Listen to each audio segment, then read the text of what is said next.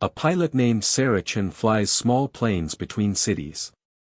But she's hiding a secret. She's really Maya, a secret Air Force pilot. 3 years ago, she discovered her military was selling weapons to bad countries. She ran away to stay alive. Now fighter jets are coming to find her and she must protect 180 passengers. Before you watch full story, comment below from which country are you watching. Don't forget to subscribe for more amazing stories. Sarah Chen adjusts her captain's hat in the bathroom mirror of Boise Airport. The reflection shows a woman in her early 30s, dark hair pulled back tight, for gold stripes on her shoulders. She looks like any other regional airline pilot getting ready for another boring Tuesday. But Sarah Chen isn't boring. And Sarah Chen isn't even her real name. She walks through the terminal pulling her small black suitcase. Nobody looks twice. That's exactly what she wants. For 3 years, she's been invisible. Just another pilot flying small planes between boring cities. "Morning, Captain Chen," says Mike, her first officer for today's flight. He's 24, fresh out of flight school, always talking about his student loans. "Morning, Mike. Weather looks good today." "Yeah, smooth flight to Seattle. Should be easy." "Easy." Sarah almost laughs. Nothing in her life has been easy for a long time. They walk to gate 12 where their plane waits. It's an Embraer 175, a small regional jet that holds 220 passengers. Today they have 180 people on board. Business travelers, families, college students, regular people living regular lives. Sarah does her pre-flight check with careful precision. She's done this 1,000 times, but she never skips a step. Old habits die hard. Military habits die even harder. The passengers board. A mom with 2 kids. An old man reading a newspaper. A young couple holding hands. Sarah watches them settle into their seats through the open cockpit door. None of them know who's really flying their plane today. None of them know that 3 years ago, she wasn't Sarah Chen at all. 3 years ago, she was Captain Maya Phantom Rodriguez, United States Air Force. Not just any Air Force pilot. She flew the most secret planes America had. The plane she flew didn't have a real name. Officially, it didn't exist. The pilots called it Shadow. It could fly higher than commercial jets, faster than most fighters, and completely invisible to enemy radar. For 5 years, Maya flew Shadow into places America wasn't supposed to be. Over Russia, over China, over North Korea, taking pictures, gathering information, staying invisible. She was the best. In 5 years and 214 missions, she never got caught. Not once. That's why they called her Phantom. She was a ghost in the sky. The last mission changed everything. She was flying over a military base in western Russia. Intelligence said Russia was building new missiles there. Her job was simple: fly over, take pictures, get out. But when she flew over the base, she saw something impossible. The missiles weren't Russian. They were American. She recognized them immediately. These were U.S. military missiles, brand new, still secret. Weapons that Russia shouldn't have for another 10 years. Someone was selling American weapons to Russia. Someone high up in the U.S. military. Maya took her pictures and flew home. When she landed, she reported what she saw to her commander, Colonel Harris. "Sir, those missiles are ours. Someone's selling them." Colonel Harris looked at her for a long time. His face showed nothing. "Write your report, Captain Rodriguez. I'll handle it from there." She wrote everything down. Every detail, every photo. She handed the report to Colonel Harris and went home to her apartment on base. That night, 2 men in dark suits knocked on her door. "Captain Rodriguez? We need to talk about your flight today." They weren't Air Force. They showed badges from Defense Intelligence. They asked the same questions over and over, twisting her words, trying to confuse her. Are you sure about what you saw? Could you have been mistaken? Did you tell anyone else? Where are your copies of the photos? Maya understood what was happening. These men weren't investigating the weapons sale. They were investigating her. Making sure she would stay quiet. After they left, Maya made a decision. She ran. Maya had prepared for this possibility. Every good pilot has an escape plan. She had money saved in cash. She had a fake ID she'd bought 2 years ago, just in case. She had contacts, other pilots who'd left the military, people who asked no questions. That night, she packed one bag and disappeared. The Air Force reported her dead 3 days later. Training accident, they said. Aircraft malfunction. No remains recovered. Her funeral had full military honors. Her parents cried. Her younger sister gave a speech. Meanwhile, Maya was in a cheap motel in Montana, dyeing her hair blonde and burning everything that said, Maya Rodriguez. For 6 months, she moved from place to place. She watched the news. She followed the investigation from a distance. Nobody was arrested. Nobody was charged. The weapons sale continued. They'd buried her report along with her fake death. Maya realized she needed evidence. Real proof that couldn't be ignored. She spent a year gathering information. Following money trails. Connecting names, building a case. Then she created Sarah Chen. Sarah Chen had a birth certificate. A social security number. A pilot's license. Everything looked real because Maya had help from people who knew how to create perfect fake identities. She applied to Horizon Air, a small regional airline. They hired her without checking too deep. Regional airlines always need pilots. For 3 years, Sarah Chen flew boring routes. Boise to Seattle, Portland to San Francisco, Salt Lake City to Denver. She was invisible again. But this time, invisible in plain sight. She kept gathering evidence. Slowly, carefully, watching the people who tried to kill her. Learning who was involved, how deep the corruption went. She was patient. She would wait until she had everything. Then she would expose them all. But today, on a Tuesday morning in October, they found her. Flight 2847 is smooth. Sarah climbs to 23,000 feet and levels off. Mike is talking about his girlfriend. The passengers are reading books and watching movies on their phones. Everything is normal. Then Sarah sees something on her navigation display that makes her blood turn cold. 2 aircraft, military, fast movers, coming straight toward her position. Seattle Center, Flight 2847. We're showing traffic on our display. Can you confirm? Long pause. Too long. Flight 2847, stand by. Sarah's hands tighten on the controls. Her heart starts beating faster. This isn't random. This isn't a coincidence. Mike points out the window. Captain, what are those?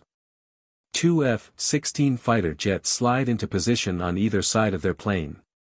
So close Sarah can see the pilots' helmets, the missiles hanging from the wings. The targeting pods. The radio crackles. But not on the civilian frequency. On the military emergency channel. Unidentified aircraft, this is Viper lead. You are ordered to divert immediately to Mountain Home Air Force Base. Acknowledge. Mike's face goes white. Captain. What's happening? Sarah's mind races. They're not calling her by her flight number. They're treating her like an enemy aircraft. This is a forced intercept. They're going to force her to land at a military base. And if she lands there, Sarah Chen disappears. Maya Rodriguez is discovered. And she'll never leave that base alive. The 180 passengers behind her have no idea what's happening. They see the fighters and think it's routine. An escort. A drill maybe. But Sarah knows better. Mike, I need you to trust me. What? Something bad is happening. I need you to trust me completely. Can you do that? Mike stares at her. He's known Sarah for 2 years. She's always been professional, calm, maybe a little cold. But right now, there's something different in her voice. Something certain and hard. Yes. Good. Because I'm about to fly this plane in ways you've never seen. Tell Seattle Center we're having a navigation problem. While Mike stammers into the radio, Sarah disconnects the autopilot. She banks hard left. Not a gentle turn. A fighter pilot turn. Sharp and fast. She pushes the nose down, trading altitude for speed. The plane drops like a stone. Passengers scream. Flight attendants grab their seats. Bags fly from overhead compartments. The F-16s overshoot. They were expecting a civilian pilot who would be scared, who would follow orders. They got something else. Sarah levels out at 15,000 feet. She's heading for the mountains now. The Cascade Range, lots of peaks and valleys, lots of places where radar gets confused. Unidentified aircraft. Return to heading immediately. This is your final warning. Sarah switches to a different frequency. A frequency that civilian pilots aren't supposed to know, a military emergency channel that only exists for classified operations. She takes a deep breath. Any station, this is Phantom. Authentication code Delta Whiskey 73. I am being unlawfully intercepted. Request immediate assistance. Silence. Long, terrible silence. That call sign shouldn't exist. Captain Maya Phantom Rodriguez died 3 years ago. But someone just spoke her name. The silence stretches for 10 seconds. 15.20. Mike is staring at her. Phantom? Who's Phantom? Sarah doesn't answer. Her hands are steady on the controls, flying through mountain valleys, using the terrain to block the fighter's radar. Behind them, in the cabin, passengers are panicking. A woman is crying. A man is shouting. The flight attendants are trying to calm everyone down, but they don't know what's happening either. Sarah keeps flying. Smooth. Controlled. Every maneuver calculated. Then a different voice comes on the radio. Older, calm, authority that can't be questioned. Phantom, this is Overwatch. We copy your authentication. What is your situation? Overwatch, the NSA's Classified Operations Monitoring Center. The people who watch everything, including military operations gone wrong. Sarah's throat is dry, but her voice is steady. Overwatch, I am flying civilian flight Horizon 2847 with 180 passengers. Military aircraft attempting forced intercept using false identification. I am former classified reconnaissance. I possess evidence of weapons trafficking to hostile nations. This intercept is an attempt to silence me. Another pause, shorter this time. Phantom, we are confirming your authentication now. Stand by. The F-16s are still following her, but they're falling back. Confused. They're getting new orders on their frequency, orders that contradict their original mission. Viper lead, this is Overwatch. Break off immediately. You are tracking a civilian airliner. The pilot is a classified asset under protection. Break off now. Overwatch, we received orders from Defense Intelligence to. I don't care what Defense Intelligence told you. Those orders are countermanded at the highest level. Break off or face court-martial. The F-16s peel away. Banking hard, disappearing into the clouds. Sarah exhales slowly. Her hands are shaking now. The adrenaline is catching up to her. Mike is still staring. Who are you? Sarah climbs back to cruise altitude. Her movements are automatic, trained. She engages the autopilot. My name isn't Sarah Chen. I'm Captain Maya Rodriguez, U.S. Air Force. 3 years ago, I flew classified reconnaissance missions. On my last mission, I discovered that someone in our military was selling weapons to Russia. When I tried to report it, they tried to kill me. So I disappeared. Mike looks like he might throw up. And they just found you. Yes. What happens now? We land in Seattle. And then we find out if the truth still matters. The rest of the flight is chaos on the radio. Different agencies arguing, Seattle Center asking questions, Overwatch giving orders. The FAA demanding answers. Sarah just flies. Steady. Calm, heading northwest toward Seattle. The passengers know something happened. The flight attendants are trying to calm everyone down. Sarah can hear the questions through the cockpit door. Were those military jets? Why did we drop like that? Are we in danger? Sarah switches to the cabin intercom. Her voice is professional, apologetic. Ladies and gentlemen, this is your captain. I apologize for the rough flying. We had some unexpected issues with military aircraft in the area. Everything is resolved now. We'll be landing in Seattle in 30 minutes. Thank you for your patience. It's not the whole truth. But it's all she can say right now. Overwatch comes back on the secure channel. Phantom, we've confirmed your story. The intercept order came from a defense intelligence element operating outside legal authority. That element is now under investigation. You're cleared to land in Seattle. FBI will meet you on the ground for protective custody. Not arrest. Protection. Copy, Overwatch. Question, are my passengers safe? Affirmative. The threat was to you specifically. Proceed to Seattle. Mike is still processing everything. You saved us. I saved everyone. That's the job. No, I mean, if you'd landed at that base, what would have happened to us? Sarah thinks about that. They would have detained you for a few hours. Questioned you. Made sure you didn't see anything important. Then let you go with a story about a security drill. And you? I would have disappeared. Forever. Mike swallows hard. So you risked everything. I risked everything 3 years ago when I ran.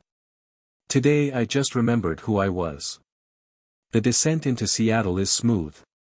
Professional. But when they land, the runway is lined with vehicles.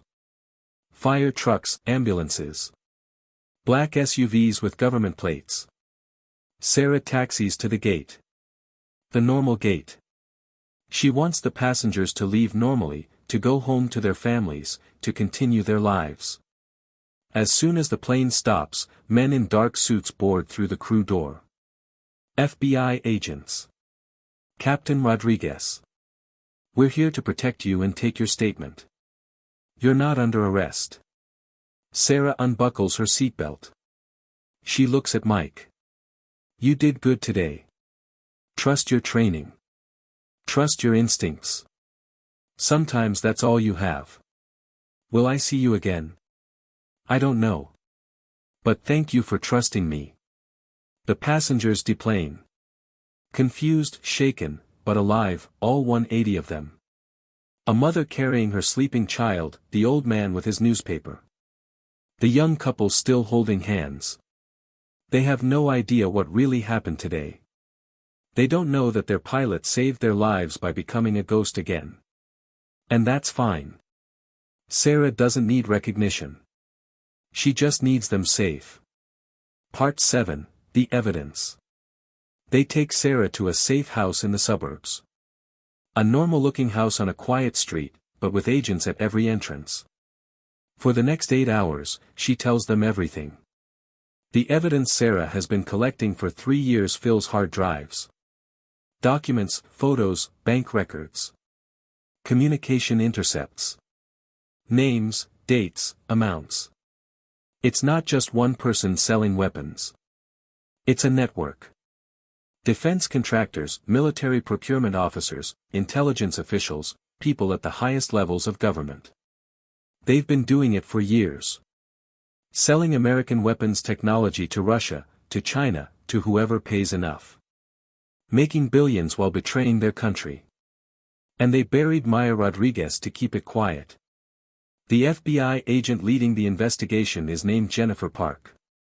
She's been with the Bureau for 15 years, specializing in military corruption cases. This is bigger than we thought, she says, looking at Sarah's evidence on multiple laptop screens. This goes all the way to the Pentagon. I know, Sarah says. That's why I waited 3 years. I needed everything. Every connection, every transaction. I needed proof that couldn't be denied. Why didn't you come to us sooner? Because I didn't know who to trust.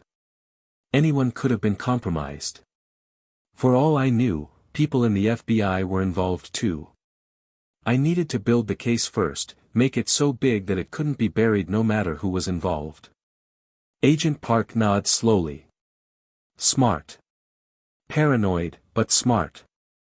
3 years of being hunted makes you paranoid. And the intercept today? They must have gotten a tip. Someone recognized me. Maybe facial recognition caught me at the airport. Maybe someone from my old life saw me. I don't know. But they moved fast. Too fast, Agent Park says. Which means they were desperate. Which means your evidence threatens very powerful people. Good. Let them be scared. By the next morning, the story is everywhere. Every news channel, every website.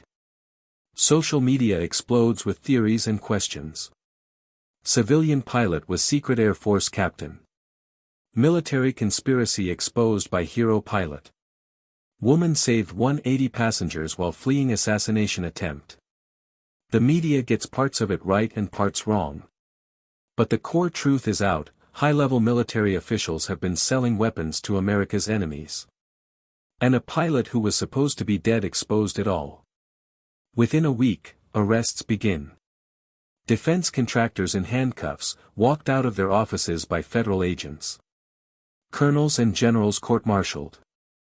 Intelligence officials indicted for treason. The conspiracy unravels fast once the first arrests happen. People start making deals, giving up bigger fish to save themselves. Sarah watches it all from her safe house, giving depositions, testifying before secret grand juries, helping FBI agents understand the classified systems that were corrupted. Colonel Harris, her old commander who buried her report, is arrested at his home in Virginia. The 2 men in suits who interrogated her 3 years ago are arrested. 12 defense contractors. 8 military officers point 2 senators who took bribes to look the other way. It's the biggest military scandal in 50 years. Part 8, The Passengers. 3 weeks after the flight, Sarah gets a letter. It's forwarded through the FBI because she's still in protective custody. The return address says, Flight 2847 Passenger Group. Inside is a letter signed by 63 people. Passengers from her flight. Dear Captain Rodriguez, or should we call you Captain Chen? We are some of the passengers from Flight 2847. The flight where you saved our lives. Most of us didn't understand what was happening that day. We saw fighter jets. We felt the plane drop. We were scared. But we made it home safely because of you. Now we know the truth. We know you weren't just avoiding bad weather. You were protecting us from people who wanted to hurt you. You could have landed that plane. You could have saved yourself. But you would have put us in danger. Instead, you flew like nobody we've ever seen. You kept us safe even though it meant exposing yourself. You risked everything for 180 strangers. We want you to know, we're grateful. Our children got to see their parents again. Our parents got to hug their grandchildren. Our spouses got to come home. Because of you. You're a hero. Not just for exposing the corruption. but for remembering that your first job was keeping passengers safe. Thank you for flying us home. With gratitude. The passengers of Flight 2847. Sarah reads the letter 3 times. Her hands shake. Her eyes water. For 3 years, she lived alone. Hidden, scared, wondering if anyone would care when the truth came out. Now she knows. She saved 180 people. And they remember. 6 months after the intercept, Maya testifies before Congress. The hearing room is packed. Senators, media, security personnel. The hearing is partially classified, but enough is public to matter. Maya wears her Air Force uniform. Her real one. The one she hasn't worn in 3 years. It feels strange and familiar at the same time. The ribbons on her chest tell a story of service. The wings on her chest tell everyone she's a pilot. But it's the medal they gave her last week that draws attention. The Defense Distinguished Service Medal, for exposing treason at great personal risk. For 3 years, I lived as someone else, she tells the committee. Her voice is steady, projected to the back of the room. I flew regional routes. I lived quietly. I hoped no one would find me. But when they did, when military fighters tried to force me down, I had 180 passengers depending on me. So I used my training. I flew like Phantom again. And everyone survived. Senator Williams from Texas leans forward. He's known for being tough on witnesses. Some people say you should have come forward immediately. Why did you wait 3 years? Maya's answer is clear and firm. With respect, Senator, I tried. I reported what I saw through official channels. My report was buried. Men came to intimidate me. I understood that coming forward without proof would just get me killed. So I gathered evidence first. 3 years of evidence that couldn't be ignored or classified away. But you put passengers at risk today. Maya's eyes harden. No, sir. The people who sent those fighters put passengers at risk. I kept everyone safe. That's what pilots do. We protect our passengers. Always. The room is silent. Even Senator Williams doesn't have a response to that. Senator Chen from California asks the next question. Captain Rodriguez, will you return to military service? Maya pauses. She's thought about this a lot. Phantom is retired, ma'am. That call sign belongs to someone who flew in shadows. But I've learned something important. You can't run from who you are. I spent 3 years trying to be just a civilian pilot. But when the crisis came, I was still the person who flew into enemy airspace and came home. That training doesn't leave you. That identity doesn't fade. So what will you do? I've accepted a position at the Air Force Academy. Teaching young pilots. Helping them understand that being a pilot isn't just about flying. It's about making the right choice when everything is going wrong. It's about protecting people, even when it costs you everything. Senator Martinez from New Mexico speaks up. Captain, you've become a symbol. To women in the military. To whistleblowers. To people who stand up against corruption. How does that feel? Maya takes a breath. Honestly, sir. It's overwhelming. I didn't do this to become famous. I did it because it was right. Because weapons trafficking is treason, because 180 passengers needed me to keep them safe. I'm not a symbol. I'm just a pilot who did her job. But you're more than that now. Maybe.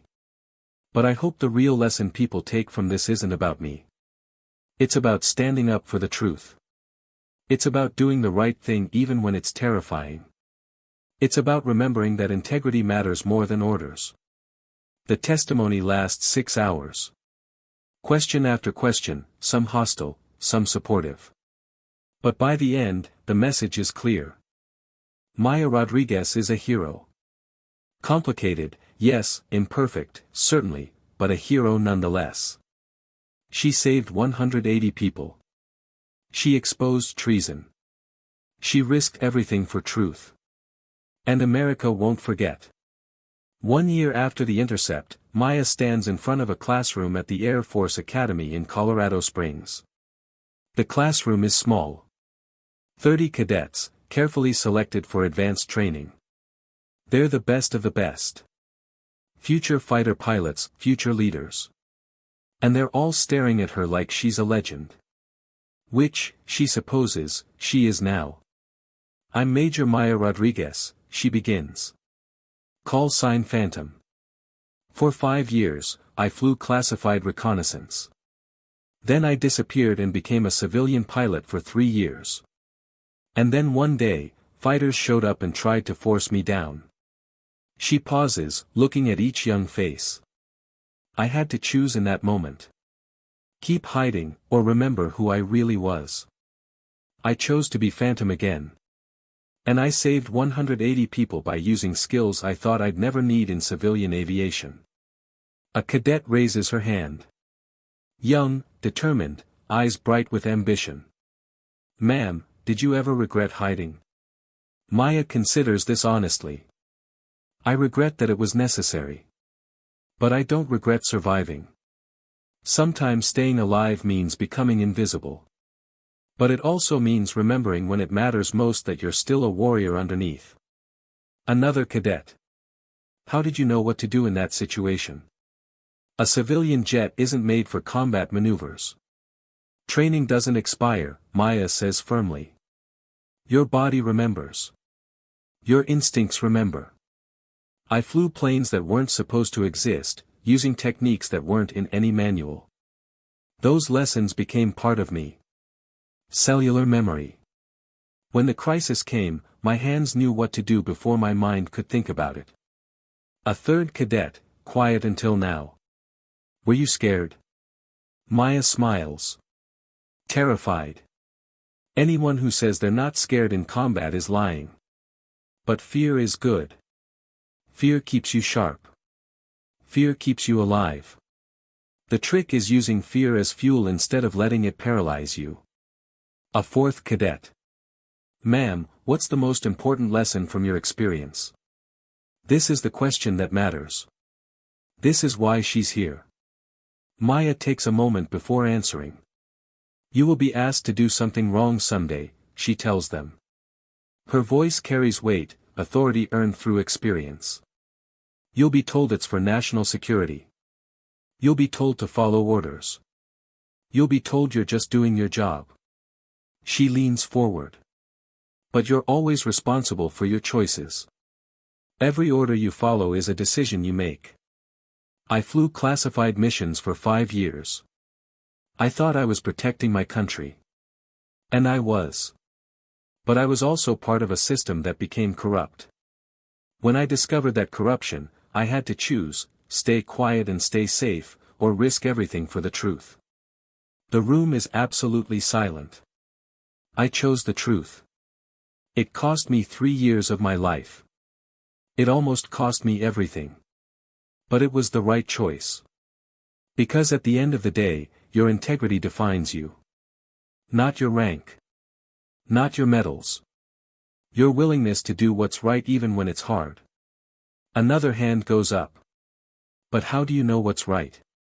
What if you're wrong? You might be wrong, Maya admits. I've been wrong before. But here's what I know for certain, selling weapons to enemy nations is wrong.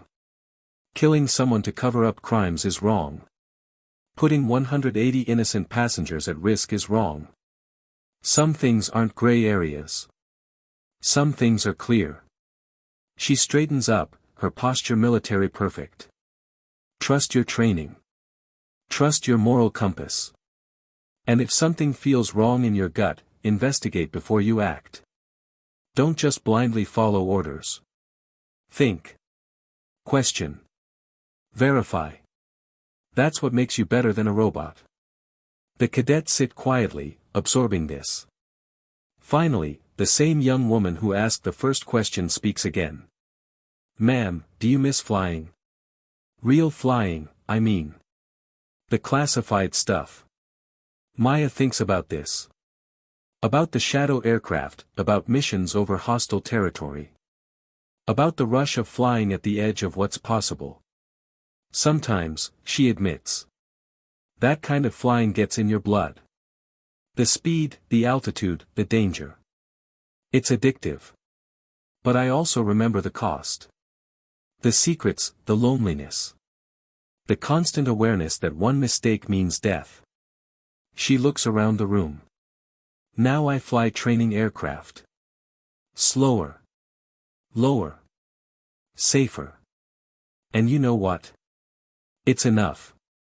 Because I'm teaching you. I'm preparing the next generation. That matters just as much as any mission I flew. The class ends an hour later. The cadets file out, but several stay behind with questions. One young man approaches nervously. "Ma'am, I just want to say, my sister was on your flight. Flight 2847. She was traveling to Seattle for a job interview. Because of you, she made it. She got the job. She's doing great now." Maya's throat tightens. "What's your sister's name?" "Amanda. Amanda Chen. She was in seat 12B. I'm glad she made it safely. She talks about you all the time. About how calm your voice was on the intercom. How you kept everyone from panicking. She says you're the reason she's not afraid to fly anymore."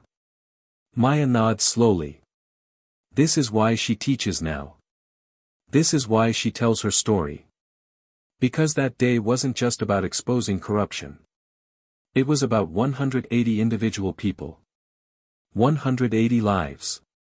180 families who got their loved ones back. 6 months later, there's an event in Seattle. The passengers from Flight 2847 organized it. A reunion, a chance to meet the pilot who saved them. Maya almost doesn't go. She's not comfortable being the center of attention. But Agent Park convinces her. "They need this," Park says. "They need to thank you. And honestly, you need to see them. You need to know that what you did mattered." So Maya flies to Seattle. Commercial flight this time. She sits in the back of the plane, watching the flight attendants work, listening to the captain's announcements. She's just a passenger now. It feels strange. The reunion is at a hotel conference room. When Maya walks in, 180 people start applauding. She stops in the doorway, overwhelmed. These are the faces she protected. The mom with 2 kids, the old man with the newspaper, the young couple, all of them here, all of them alive. They come up one by one to shake her hand. To hug her. To thank her. "You saved my daughter's life. She's graduating college next year. My husband was on that flight. We just celebrated our 40th anniversary. I was headed to my mom's funeral. Because of you, I made it in time to say goodbye." Story after story, life after life. Maya realizes something in that moment. She didn't just save 180 people. She saved all the people connected to those 180. The children, the parents, the spouses, the friends. One action point, one decision. Ripples that spread far beyond what she could see. A woman in her 50s approaches. She's holding a photograph. "Captain Rodriguez, I wanted you to see this."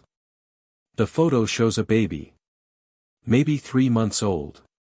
Tiny, perfect, sleeping peacefully. "This is my grandson. My son was on your flight. If you hadn't saved him, this baby would never have met his father. I wanted you to know. You didn't just save people that day. You saved futures." Maya takes the photo with shaking hands. She looks at the baby's face. This child exists because she made the right choice. This child has a father because she remembered who she was. "Thank you for showing me this," Maya says quietly. The reunion lasts 3 hours. By the end, Maya has heard 180 stories. Each one different, each one important. As people start leaving, the mom with 2 kids approaches. Her children hide behind her legs, shy. Captain Rodriguez, my kids wanted to say something. The little girl, maybe 6 years old, steps forward. She's holding a drawing. Crayon on construction paper. I drawed you, she says. Flying the plane, keeping us safe. The drawing shows a stick figure pilot in front of a plane. The plane has big wings and a smile. The sky is bright blue. At the bottom, in a child's handwriting, thank you for being brave. Maya kneels down to the girl's level. This is beautiful. What's your name?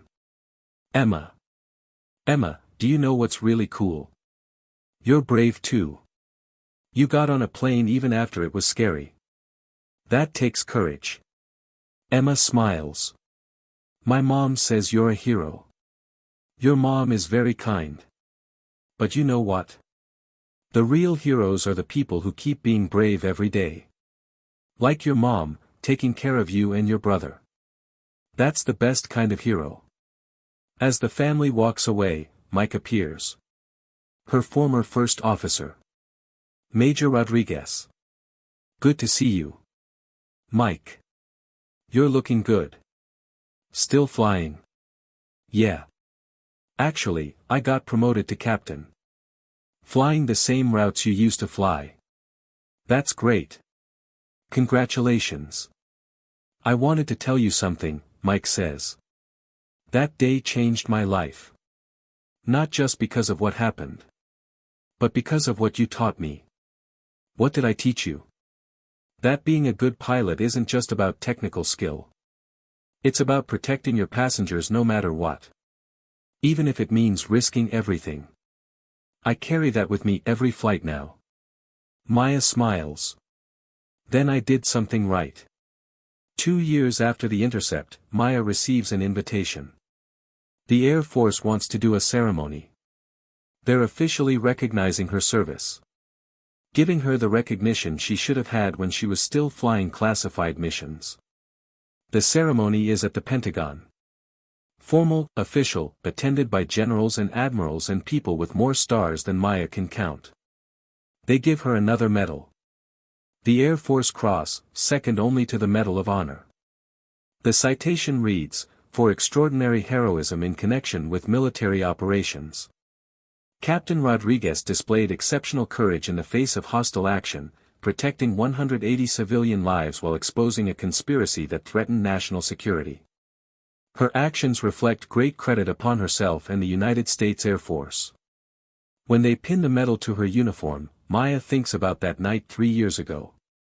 Packing one bag, running, becoming someone else.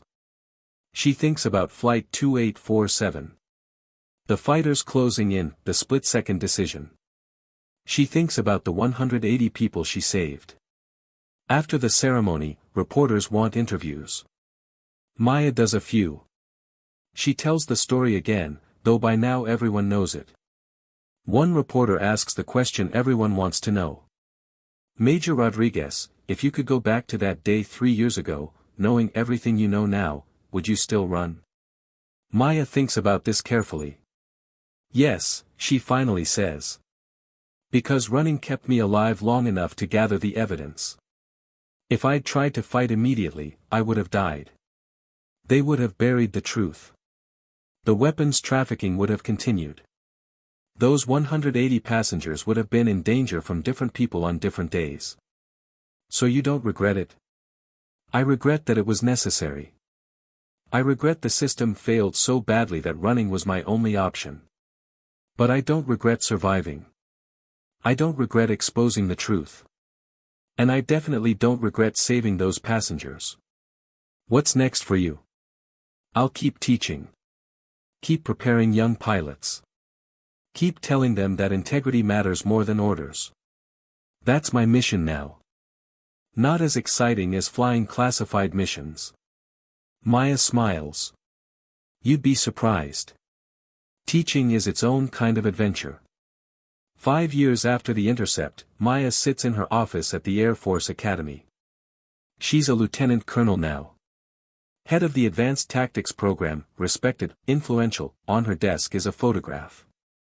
Flight 2847. All 180 passengers standing in front of a plane.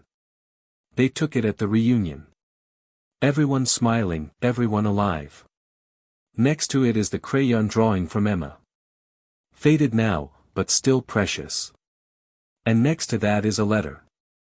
Recent, from Amanda Chen, the woman who was in seat 12B. The sister of her cadet. Major Rodriguez. I'm getting married next month. I wanted you to know. The man I'm marrying, I met him at that job interview in Seattle. The interview I almost missed. The interview I made it to because you saved my life. We're naming our first daughter Maya. After you, because without you, none of this would exist. Thank you for being brave when it mattered most. Amanda. Maya reads the letter again. She's read it a dozen times already. This is what matters.